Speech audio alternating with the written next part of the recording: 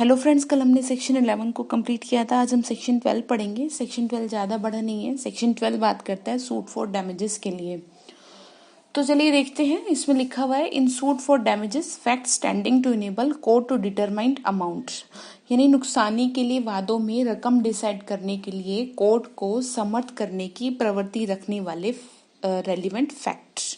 ठीक है ना, वो रेलिवेंट फैक्ट जो कि कोर्ट को ये डिसाइड करने में हेल्प करें कि आपको जो भी अमाउंट दिया जाएगा वो कितना अमाउंट दिया जाएगा जो आप क्लेम कर रहे हैं उसके अगेंस्ट। Is it clear? तो चलिए इसमें लिखा हुआ है, हम पढ़ लेते हैं। In suit in which damages are claimed, वो सूट जिसमें डैमेजेस के लिए क्लेम किया गया है, any fact which will enable the court to determine the amount of damages which ought to be awarded is relevant, यानी कि उन वादों में जिनमें नुकसानी का दावा किया हुआ है या किया गया है कोई भी फैक्ट रेलिवेंट होगा जिसमें न्यायालय नुकसानी की यानी डैमेजेस की जो अमाउंट है उसको डिसाइड कर सके। क्लियर? इसमें दो बातें हैं।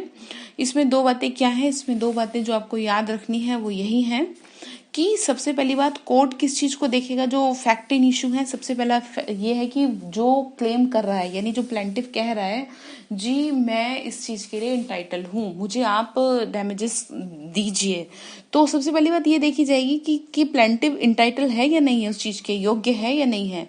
दूसरी बात, अगर है तो वो कितने अमाउंट का है। ये दो बातों पे कोर्ट काम करेगी। अब तीसरी बात ये कि इसमें आपको क्या क्या याद रखना है। इसमें आपको ये याद रखना है कि सूट फॉर डैमेजेस का जो केस है वो कौन कौन से केसेस में होगा। सबसे पहली बात, breach of contract. Breach of contract में आप सूट फॉर डैमेजेस सेक्शन 12 के अंदर कर सकते हैं। लाइबल यानी डिफॉर्मेशन का, असॉल्ट का, ये जो बाकी के मैं बोल रही हूँ आपको आईपीसी में मिलेंगे। मैलिशियस प्रोसिक्यूशन का, फॉल्स इम्प्रिजमेंट का और ट्रेसपास एक्सेट्रा। इन केसेस में आप क्या कर सकते हैं? सूट फॉर डैमेजेस के लिए क्लेम कर सकते हैं। क्लियर?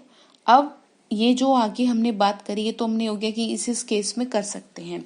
अब बात ये आ रही है कि कई बार कंपनसेशन को यानी कि जो आपका जो अमाउंट है उसको बढ़ाने की या घटाने की बात होती है।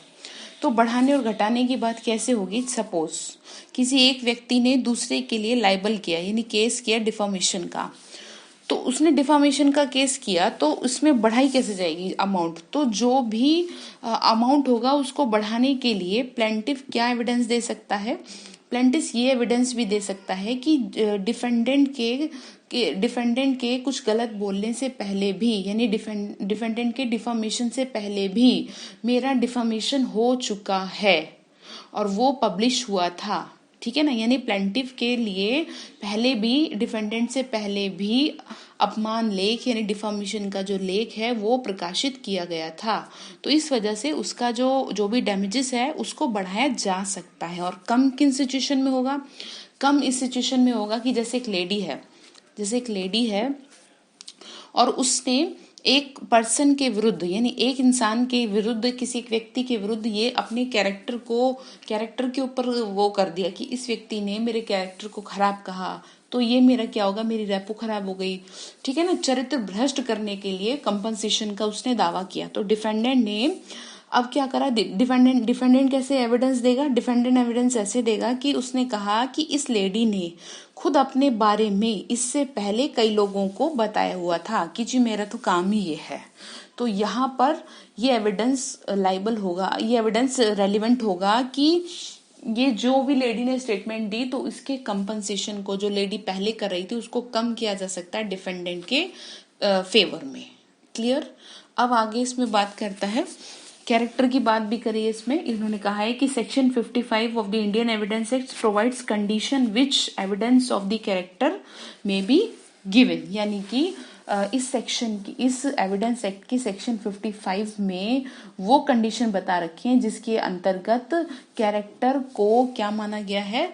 कैरेक्टर को एविडेंस माना गया है। तो आप इसको रीड विद सेक्शन 55 पढ़ें तो आपको ज्यादा फायदा होगा। इसमें एग्जाम्पल भी दे रखा है। एग्जाम्पल क्या है कि यदि किसी ने किसी पर 10,000 रुपए का क्या किया है?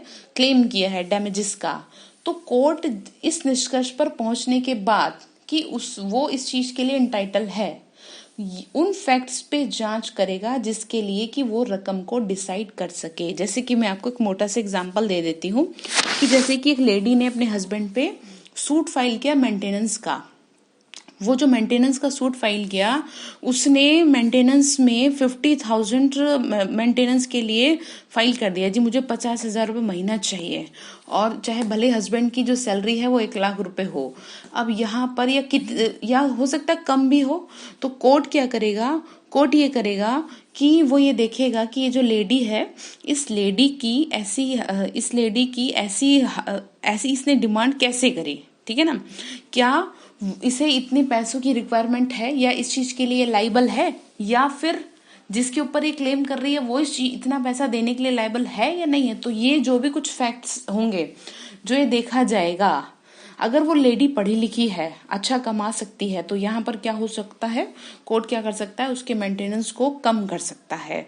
तो वही सारे फैक्ट जो कोर्ट वहां देखेगा वही यहाँ देखेगा कि कितना मिनिमम कितना आपको कंपनसेशन दिया जाए, जिससे कि दोनों पार्टियों को फायदा हो सके, दोनों पार्टियों का जो केस है वो शॉर्ट आउट हो सके। ओके, इस सेक्शन में इतना ही है, बाकी हम नेक्स्ट क्लास में करते हैं। Thank you so much.